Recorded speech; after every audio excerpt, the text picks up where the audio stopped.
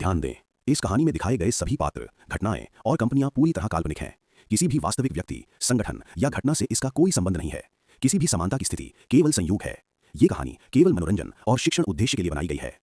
हम आपके लिए लेके आए हैं एक नई कहानी। पूरी कहानी आखिर तक देखना और पसंद आने पर लाइक, कमेंट और सब्सक्राइब करना न भूलना।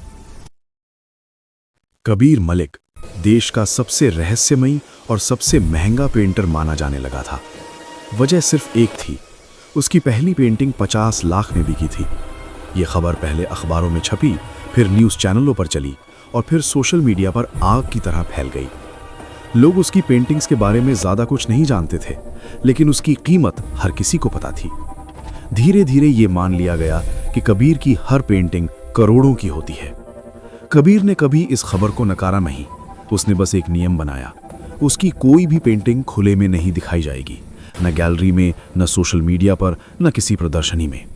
उसका कहना था, जिस दिन ये पेंटिंग मार्केट में दिख गई, उसी दिन इसकी कीमत शून्य हो जाएगी। एक कलाकार की कीमत करनी चाहिए, उतना ही मेरा आशय है। जिसको कीमत नहीं और नियम मान्य नहीं, वो ना खरीदे। अजीब बात यह थी कि लोग इस नियम से डरने के बजाय उसे और ज्यादा मानने लगे।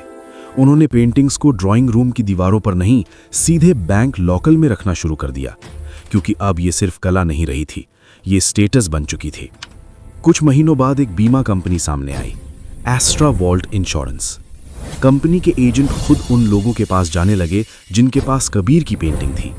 वे कहते थे, हम अकेली कंपनी हैं जो इस तरह की प्राइवेट आर्ट का बीमा करती हैं। अभी कबीर की पेंटिंग की वजह से एक पूरी की पूरी इंश्योरेंस कंपनी चलने लगी, तो आप सोच सकते हैं कि उसके पेंटिंग को कितनी कीमत मिल रही थी। और वो सच ही था। धीरे धीरे लोगों के मन में डर बैठता गया, अगर पेंटिंग को कुछ हुआ तो। करोड़ों के बीमा होने लगे, और जैसे ही बीमा हुआ, लोग रिलैक्स हो गए। पर उसके साथ साथ कई ज्यादा फेक कंपनी मार्केट में आने लगे। लोग फिक्र में पड़ गए। लोग कबीर से पूछने लगे, आपको बुरा तो नहीं लगेगा अगर हम बीमा करवा लें? पर मार्केट में इतनी कंपनी है कि समझ नहीं रहा कौन सी असली कौन सी नकली। कबीर हर बार शांत स्वर में एक ही जवाब देता, मैंने रिसर्च की है, 2-3 कंपनियां आई थीं, लेकिन मुझे एस्ट्रा वॉल्ट इंश्योरेंस, इसी पर भरोसा है। अगर यही कंपनी बीमा करे तभी असली रिकवरी होगी, दूसरे किसी इंश्योरेंस कंपनी से नहीं हो सकती।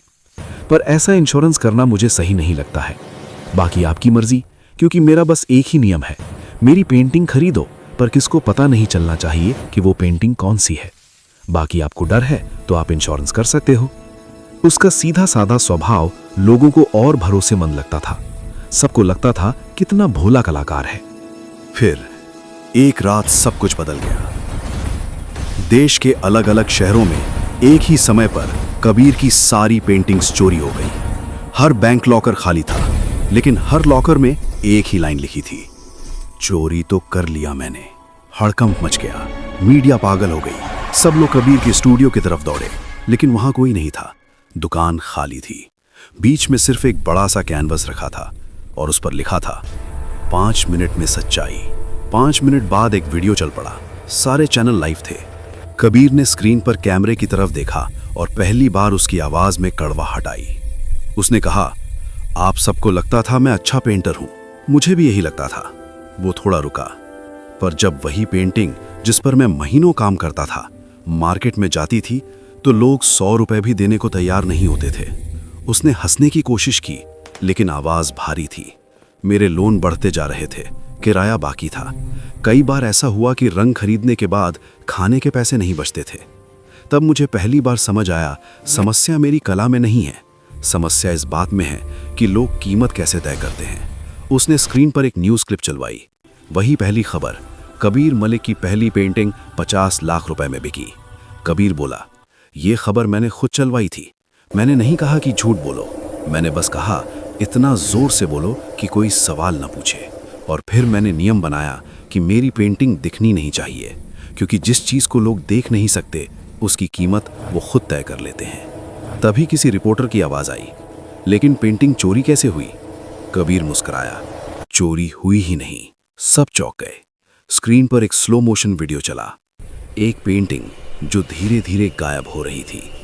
कबीर बोला, मेरी पेंटिंग एक ऐसी इंक से बनी थी जो कुछ समय बाद खुद मिट जाती है। जब इंक मिट जाती है तो नीचे वो लाइन दिखती है, चोरी तो कर लिया मैंने, पूरा देश सन्न। कबीर ने शांत होकर कहा, तो बताइए इसमें स्कैम कहाँ है? ज्यादा से ज्यादा मैंने क्या कमाया? 10-12 करोड़, क्योंकि ऑफिशियली मेरी पेंटिंग सिर्फ 7-8 लोगों के पास थी। सब लोग सोचने लगे कि बात तो सही है, पर वो रुका, फिर बोला, असल स्कैम ये नहीं था। स्क्रीन काली हो गई, फिर एक नाम उभरा, एस्ट्रा वॉल्ट इंश्योरेंस। कबीर की आवाज आई, अब इसे ढूंढने की कोशिश मत करना, वो गायब हो चुकी है। क्योंकि असली स्कैम वही था।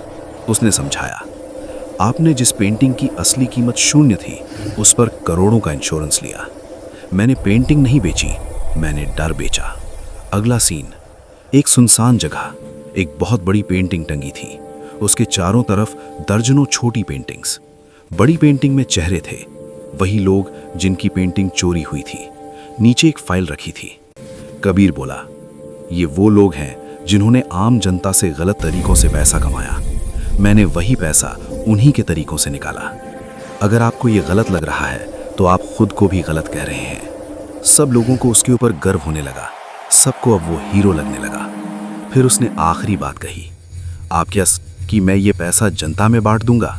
वो हंसा, नहीं, ऐसा मैं कुछ नहीं करने वाला। ये मेरा पैसा है, मैंने कमाया है। तरीका शायद गलत हो, पर पैसा मेरा है। अगर आपको भी चाहिए तो अपना दिमाग लगाइए। वीडियो वहीं रुक गया। वीडियो बंद होते ही देश भर में हड़कंप मच गया। पहला झटका तब लगा जब ये सामने आया कि कबीर की दुकान उसकी नहीं थी, वो सिर्फ किराए पर ली गई थी। न कोई महंगा स्टूडियो, न कोई स्थायी पता। जिस जगह से करोड़ों की कला निकली बताई जा रही थी, वहां से कबीर के नाम पर एक कुर्सी तक नहीं मिली। दूसरा झटका उससे भी बड़ा था, एस्ट्रा वॉल्ट इंश्योरेंस।